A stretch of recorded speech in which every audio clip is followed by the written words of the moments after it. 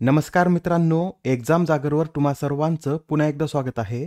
मित्रांनो, आपला हा डिसेंबर महिन्यावर आधारित तिसरा व्हिडिओ असून यामध्ये आपण डिसेंबर महिन्यामधील क्रीडा घडामोडी हा टॉपिक कव्हर केला आहे.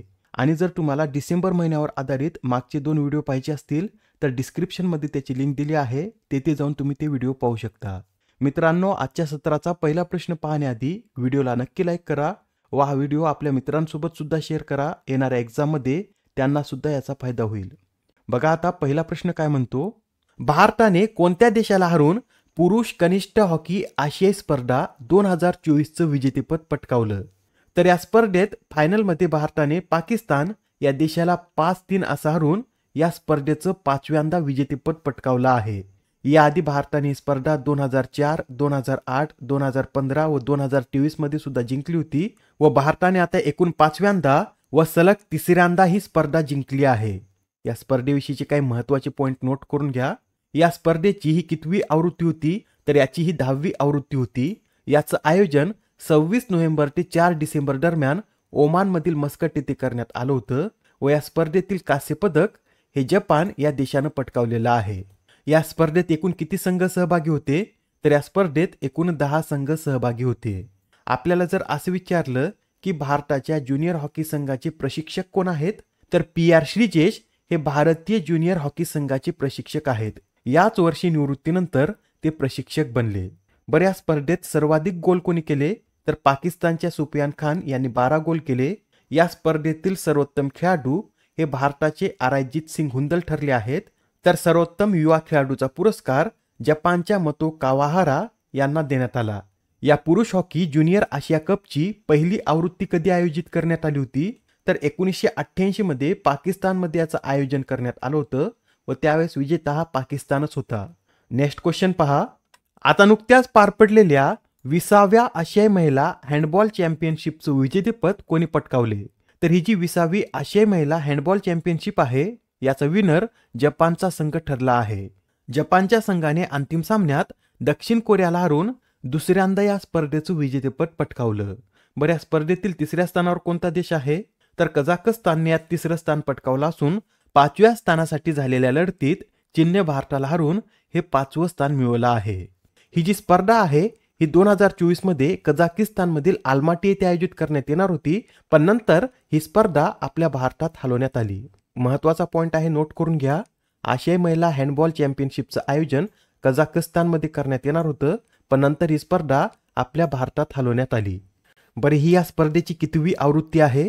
तर पहा, या स्पर्धेची ही 20वी आवृत्ती असून याचं आयोजन 3 ते 10 डिसेंबर दरम्यान नवी दिल्लीतील इंदिरा गांधी स्टेडियमवर करण्यात आलं होतं. आणि मित्रांनो, पहिल्यांदाच या स्पर्धेचं आयोजन आपल्या भारतात करण्यात आलेलं आहे. या स्पर्धेत एकूण किती संघ सहभागी होते? तर 8 संघ सहभागी होते व दर 2 वर्षांनी या स्पर्धेचं आयोजन केलं जातं. या स्पर्धेतील सर्वात यशस्वी संघ कोणता? तर दक्षिण कोरियाचा संघ या स्पर्धेतील सर्वात यशस्वी संघ आहे. दक्षिण कोरियाने आतापर्यंत ही स्पर्धा 16 वेळा जिंकली आहे. Next question. 4थ्या T20 अंध क्रिकेट विश्वचषकाचं विजेतेपद कोणत्या देशानं पटकावलं? तर हा T20 अंध क्रिकेट वर्ल्ड कप पाकिस्तान या देशानं जिंकला आहे. पाकिस्तानने अंतिम सामन्यात बांगलादेशला हरवून प्रथमच या स्पर्धेत विजेतेपद पटकावलं. ही स्पर्धा कुठे आयोजित करण्यात आली होती? तर पाकिस्तानमध्ये 23 नोव्हेंबर ते 3 डिसेंबर दरम्यान या स्पर्धेचं आयोजन करण्यात आलं होतं. आता हा प्रश्न पहा, यात काय विचारला आहे, PV सिंधू यांनी कोणाला हरवून सय्यद मोदी आंतरराष्ट्रीय बॅडमिंटन स्पर्धेच्या महिला एकेरीचं विजेतेपद पटकावले? मित्रांनो, 2022 नंतर सिंधू यांनी प्रथमच BWF स्पर्धेचं विजेतेपद पटकावलं असून त्यांनी या सय्यद मोदी आंतरराष्ट्रीय बॅडमिंटन स्पर्धेचं विजेतेपद चीनच्या वू लुओयू यांना हरून पटकावलं आहे. कोणाला हरून? तर चीनच्या वू लुओयू यांना हरून त्यांनी ही स्पर्धा जिंकली आहे. बरं, या स्पर्धेमधील पुरुष एकेरीचं विजेतेपद कोणी पटकावलं? तर भारताच्याच लक्ष्य सेन यांनी यातील पुरुष एकेरीचं विजेतेपद पटकावलं. मित्रांनो, जी सय्यद मोदी आंतरराष्ट्रीय बॅडमिंटन चॅम्पियनशिप आहे याचं आयोजन बॅडमिंटन असोसिएशन ऑफ इंडियाद्वारे 2009 पासून लखनौ येथे करण्यात येते. ही स्पर्धा 2018 मध्ये BWF वर्ल्ड टूरचा भाग बनली व ही स्पर्धा भारतीय बॅडमिंटनपटू सय्यद मोदी यांच्या स्मरणार्थ आयोजित केली जाते. Next question. पारंपरिक बुद्धिबळात 2800 येल्लो गुणांचा टप्पा पार करणारा दुसरा भारतीय बुद्धिबळपटू कोण ठरला आहे? तर आता पारंपरिक बुद्धिबळात 2800 येल्लो गुणाचा टप्पा पार करणारा अर्जुन एरिक्सी हा दुसरा भारतीय ठरला आहे. त्यांच्या आधी असे करणारे एकमेव भारतीय कोण आहेत? तर विश्वनाथन आनंद यांनी याआधी असा विक्रम केला होता व त्यानंतर अर्जुन एरिक्सी असे करणारे दुसरे भारतीय व जगातील एकूण 16वे बुद्धिबळपटू ठरले आहेत. सध्या अर्जुन एरिक्सी हे जागतिक क्रमवारीत 4थ्या स्थानी आहे. अर्जुन एरिक्सी यांनी ग्रँड मास्टर किताब वयाच्या कितव्या वर्षी पटकावला होता? तर 14 वर्ष 11 महिने 13 दिवसांचे असताना एरिक्सी यांनी ग्रँड मास्टर किताब पटकावला होता. नेक्स्ट क्वेश्चन पहा. आशिया ई स्पोर्ट्स गेममध्ये भारताला पहिलं पदक मिळवून देणारे खेळाडू कोण ठरले आहेत? या प्रश्नाचं उत्तर आहे पर्याय क्रमांक 2 म्हणजेच पवन कांपिल्ली यांनी आशिया ई स्पोर्ट्स गेममध्ये भारताला प्रथमच पदक मिळवून दिलं आहे. त्यांनी या स्पर्धेत कोणतं पदक पटकावलं? तर त्यांनी कांस्य पदक पटकावलं आहे. हे जे पवन कांपिल्ली आहेत हे मिस्टर टॉम बॉय या टोपण नावाने देखील ओळखले जातात. बरं, यंदाच्या या आशिया ई स्पोर्ट्स गेमचं आयोजन कुठे करण्यात आलं होतं? तर थायलंडची राजधानी बँकॉक येथे या स्पर्धांचं आयोजन करण्यात आलं होतं. आता हा प्रश्न पहा. अलीकडे चर्चेत असलेला रॉबर्ट लेवांडोस्की हा कोणत्या खेळाशी संबंधित आहे? मित्रांनो, हा जो रॉबर्ट लेवांडोस्की आहे हा एक फुटबॉलपटू असून सध्या हा चर्चेमध्ये का आला आहे? तर चॅम्पियन्स लीगमध्ये 100 गोल करणारा हा तिसरा फुटबॉलपटू ठरला आहे. याआधी रोनाल्डो आणि मेसी यांनी अशी कामगिरी केली असून त्यांच्यानंतर या स्पर्धेत 100 गोल करणारा रॉबर्ट लेवांडोस्की हा तिसरा खेळाडू आहे. बरं, रॉबर्ट लेवांडोस्की कोणत्या देशाचा खेळाडू आहे असं सुद्धा आपल्याला विचारलं जाऊ शकतं. तर नोट करून घ्या, रॉबर्ट लेवांडोस्की हा पोलंड या देशाचा खेळाडू आहे. नेक्स्ट क्वेश्चन पहा. 19 वर्षाखालील ACC पुरुष आशिया कपचं विजेतेपद कोणी पटकावले? तर या स्पर्धेचं विजेतेपद बांगलादेशनं पटकावलं आहे. बांगलादेशने अंतिम सामन्यात भारताला हरून सलग दुसऱ्यांदा ही स्पर्धा जिंकली आहे. या स्पर्धेविषयी अधिक सांगायचं झालं तर ही या स्पर्धेची 11वी आवृत्ती होती व याचं आयोजन 29 नोव्हेंबर ते 8 डिसेंबर पर्यंत संयुक्त अरब अमिरात येथे करण्यात आलं होतं. यात एकूण किती संघ सहभागी होते? तर यात 8 संघ सहभागी होते व याच्या पहिल्या आवृत्तीचं आयोजन 1989 मध्ये बांगलादेशमध्ये करण्यात आलं होतं. बरं, ही स्पर्धा सर्वाधिक वेळा कोणी जिंकली? तर भारताने ही स्पर्धा सर्वाधिक 8 वेळा जिंकलेली आहे. सध्याच्या या 11व्या आवृत्तीत भारतीय संघाचे कर्णधार कोण होते? तर मोहम्मद अमान हे भारतीय संघाचे कर्णधार होते. या स्पर्धेमधील मालिकेतील सर्वोत्तम खेळाडू या पुरस्काराने बांगलादेशच्या इक्बाल हुसेन इमान यांना सन्मानित करण्यात आलं. या स्पर्धेतील सर्वाधिक धावा पाकिस्तानच्या शहाजीब खान यांनी केल्या तर सर्वाधिक बळी हे बांगलादेशच्या इक्बाल हुसेन इमान यांनी घेतले आहेत. मित्रांनो, मागच्या वर्षी सुद्धा या स्पर्धेचं आयोजन संयुक्त अरब अमिरातमध्येच करण्यात आलं होतं व ही स्पर्धा बांगलादेशने जिंकली होती. 2021 मध्ये सुद्धा याचं आयोजन UAE मध्येच करण्यात आलं होतं. त्यावेळेस आपल्या भारताने ही स्पर्धा जिंकली होती. 2019 मध्ये याचं आयोजन श्रीलंकेत करण्यात आलं होतं. विजेता भारत होता. तर 2018 मध्ये ही स्पर्धा बांगलादेशमध्ये आयोजित करण्यात आली होती व विजेता हा आपला भारतच होता. आता हा प्रश्न पहा. मुश्ताक अली T20 स्पर्धेत सर्वाधिक धावा करण्याचा विक्रम कोणत्या संघाने केला? तर हा जो विक्रम आहे हा बडोद्याच्या संघाने केला असून बडोद्याने T20 मध्ये सर्वाधिक धावा करण्याचा देखील विक्रम केला आहे. बडोदा संघानं सिक्कीम विरुद्ध खेळताना एकूण 349 इतक्या सर्वाधिक धावा केल्या आहेत. याआधी T20 मध्ये सर्वाधिक धावाचा विक्रम कोणाच्या नावावर होता? तर झिम्बाब्वे या देशाच्या नावावर होता. झिम्बाब्वेच्या संघाने एकूण 344 धावा केल्या होत्या. पण आता हा विक्रम मोडत बडोदा संघाने T20 मधील सर्वाधिक धावाचा विक्रम हा आपल्या नावावर केला आहे. Next question. फिडे वर्ल्ड चॅम्पियनशिपची विजेतेपद पटकावणारा सर्वात तरुण बुद्धिबळपटू कोण ठरला आहे? आता ही जी फिडे वर्ल्ड चॅम्पियनशिप आहे याचं विजेतेपद आपल्या भारताच्या डी गुकेश यांनी पटकावलं. बरं, त्यांनी या स्पर्धेत कोणाला हरवलं? तर गत विजेत्या चीनच्या डिंग लेरेन यांना हरून त्यांनी ही स्पर्धा जिंकली. यासच ते 18व्या वर्षी स्पर्धा जिंकणारे जगातील पहिलेच बुद्धिबळपटू ठरले आहेत. त्यांच्या आधी 1985 साली रशियाच्या गॅरी कास्पारोव यांनी वयाच्या 22व्या वर्षी ही स्पर्धा जिंकून सर्वात तरुण विजेते होण्याचा मान पटकावला होता. पण आता डी गुकेश यांनी त्यांना मागे टाकत हा विक्रम आपल्या नावावर केला आहे. डी गुकेश यांना या मॅचमध्ये 7.5 गुण मिळाले तर चीनच्या डिंगलेरेन यांना 6.5 गुण मिळाले आहेत. मित्रांनो, याआधी कोणत्या भारतीय बुद्धिबळपटूने फिडे वर्ल्ड चॅम्पियनशिपचं विजेतेपद पटकावलं होतं का? तर एकमेव भारतीय बुद्धिबळपटूने याआधी या स्पर्धेचं विजेतेपद पटकावलं होतं व ते म्हणजे विश्वनाथन आनंद. आणि विश्वनाथन आनंद यांनी स्पर्धा किती वेळा जिंकली आहे? तर विश्वनाथन आनंद यांनी स्पर्धा 2000, 2007, 2008, 2010 आणि 2012 अशी 5 वेळा जिंकली आहे. बरं, या स्पर्धेत विजेत्या डी गुकेश यांना किती रोख रक्कम देण्यात आली? तर त्यांना या स्पर्धेत 20.86 कोटी म्हणजेच 2.5 दशलक्ष अमेरिकन डॉलर इतकी रोख रक्कम देण्यात आली. बरं, आपल्याला असे विचारलं जाऊ शकतं की डी गुकेश हे कोणत्या राज्याचे बुद्धिबळपटू आहेत? तर ते तामिळनाडू या राज्याचे बुद्धिबळपटू आहेत. सध्या ते चेन्नईमध्ये राहतात आणि त्यांचा जन्म 7 मे 2006 रोजी झाला होता. बरं, डी गुकेश यांनी ग्रँडमास्टरचा किताब कधी पटकावला होता? तर 15 जानेवारी 2019 रोजी वयाच्या 12 वर्षे 7 महिने आणि 17 दिवसाचे असताना त्यांनी ग्रँडमास्टर हा किताब पटकावला होता व त्यावेळेस ग्रँडमास्टर बनणारे ते इतिहासातील दुसरे सर्वात तरुण बुद्धिबळपटू ठरले होते. यंदाच्या या फिडे वर्ल्ड चॅम्पियनशिपचं आयोजन कुठे करण्यात आलं होतं? तर सिंगापूर येथे या स्पर्धेचं आयोजन करण्यात आलं होतं. नेक्स्ट क्वेश्चन पहा. महिला हॉकी ज्युनियर आशिया कप 2024चं विजेतेपद कोणी पटकावले? तर हा जो महिला हॉकी ज्युनियर आशिया कप आहे याचं विजेतेपद आपल्या भारताच्या संघानं पटकावलं आहे. भारतीय संघाने अंतिम सामन्यात पेनॉल्टी शूटआउटमध्ये चीनला 3-2 अशा फरकानं हरवलेला आहे. भारताचा हा सलग दुसरा विजय असून 2023 मध्ये आयोजित या स्पर्धेचं विजेतेपद भारताने दक्षिण कोरियाला हरून पटकावलं होतं. या स्पर्धेत सर्वाधिक गोल करणाऱ्या हॉकीपटू कोण ठरले आहेत? तर दीपिका सहरावत यांनी या स्पर्धेत एकूण 12 गोल केले आहेत. या स्पर्धेविषयी थोडक्यात माहिती नोट करून घ्या. ही या स्पर्धेची 9वी आवृत्ती होती. याचं आयोजन 7 ते 15 डिसेंबर दरम्यान ओमानमधील मस्कट या शहरामध्ये करण्यात आलं होतं. या स्पर्धेत एकूण 10 संघ सहभागी असून या स्पर्धेची पहिली आवृत्ती 1992 साली मलेशियात आयोजित करण्यात आली होती. या ज्युनियर हॉकी आशिया कपमधील सर्वात यशस्वी संघ कोणता आहे? तर दक्षिण कोरिया हा या स्पर्धेतील सर्वात यशस्वी संघ असून दक्षिण कोरियाने ही स्पर्धा 4 वेळा जिंकली आहे.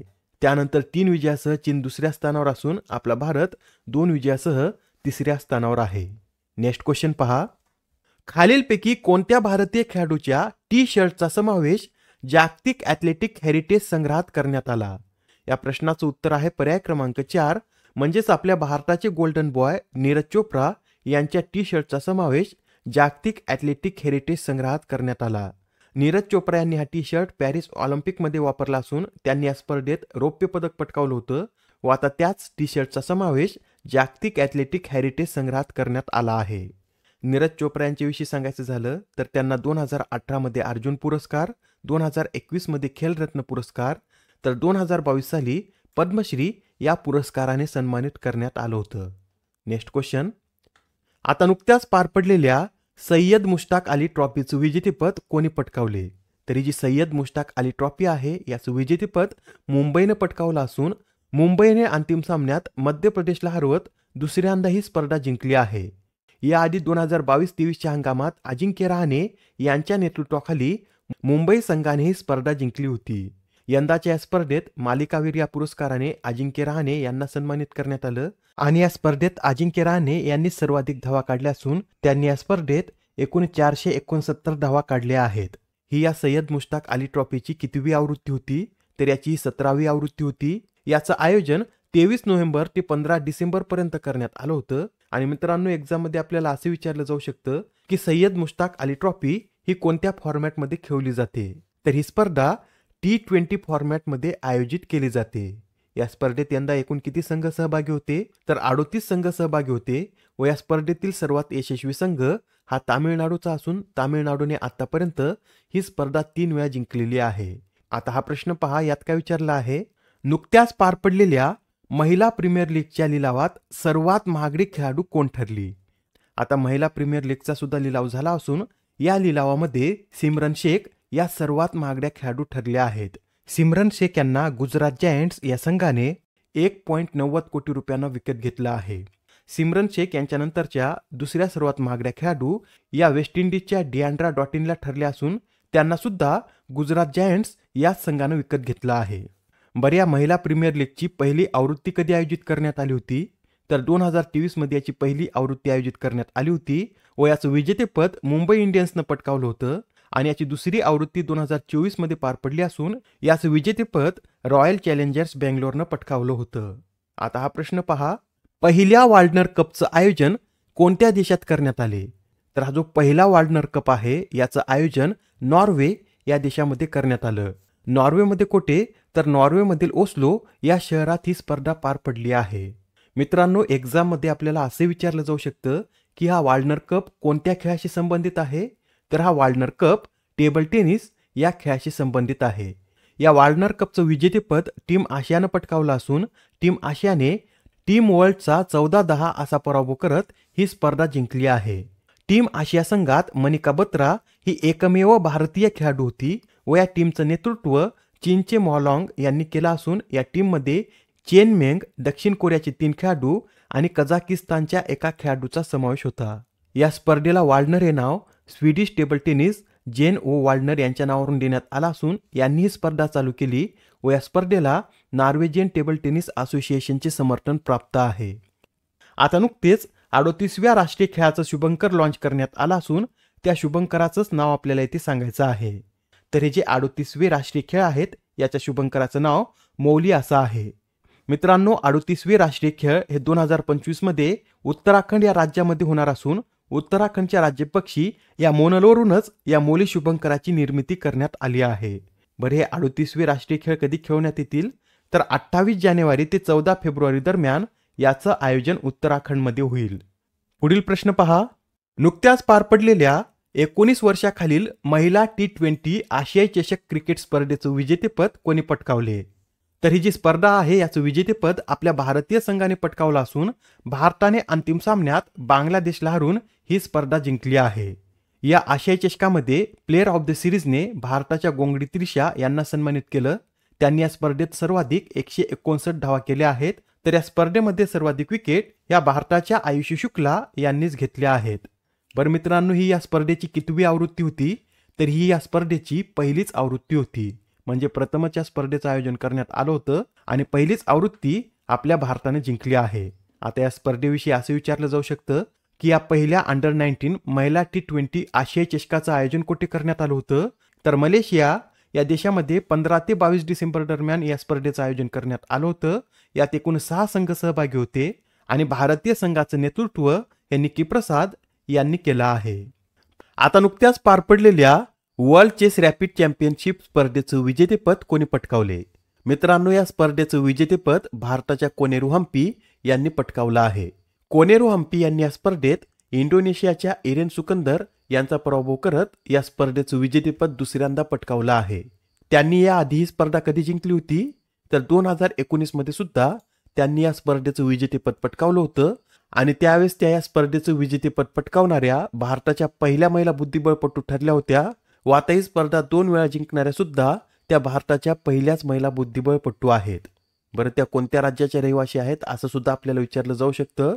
तर त्या आंध्र प्रदेश या राज्याच्या रहिवासी आहेत.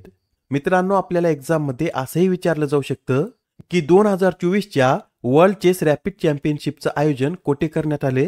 तर या 2024च्या वर्ल्ड चेस रॅपिड चॅम्पियनशिपचं आयोजन न्यूयॉर्क या शहरामध्ये करण्यात आलं.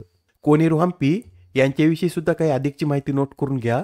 कोनेरू हम्पी यांनी वयाच्या 15 वर्ष 1 महिना 27 दिवसांच्या असताना ग्रँडमास्टर हा किताब मिळवला होता आणि पोलगार या खेळाडूनंतर 2600 एलो रेटिंग मार्क ओलांडणाऱ्या त्या जगातील दुसऱ्याच महिला खेळाडू आहेत. त्यांना 2003 मध्ये अर्जुन पुरस्कार तर 2007 मध्ये पद्मश्री या पुरस्काराने देखील सन्मानित करण्यात आलं होतं. पुढील प्रश्न पहा, 2024 मधील पुरुषांच्या फिडे वर्ल्ड रॅपिड चॅम्पियनशिप स्पर्धेचं विजेतेपद कोणी पटकावलं? कालच्या सत्रामध्ये आपण पाहिलं होतं महिलांमध्ये स्पर्धा कोनेरू हम्पी यांनी जिंकली आहे. तर पुरुषांमध्ये या स्पर्धेचं विजेतेपद वोलोदर मुर्जिन यांनी पटकावलं आहे. हे वोलोदर मुर्जिन कोणत्या देशाचे बुद्धिबळपटू आहेत? तर ते रशिया या देशाचे बुद्धिबळपटू असून त्यांनी ही स्पर्धा जिंकली त्यावेळेस त्यांचं वय 18 वर्ष आहे व आता ते उझबेकिस्तानच्या नोदिर्बिक नंतर ही स्पर्धा जिंकणारे दुसरे सर्वात तरुण बुद्धिबळपटू ठरले आहेत. नोदिर्बेक यांनी 2021 मध्ये वयाच्या 17व्या वर्षी ही स्पर्धा जिंकली होती. तर वोलोदर मुर्जिन यांनी वयाच्या 18व्या वर्षी ही स्पर्धा जिंकली आहे.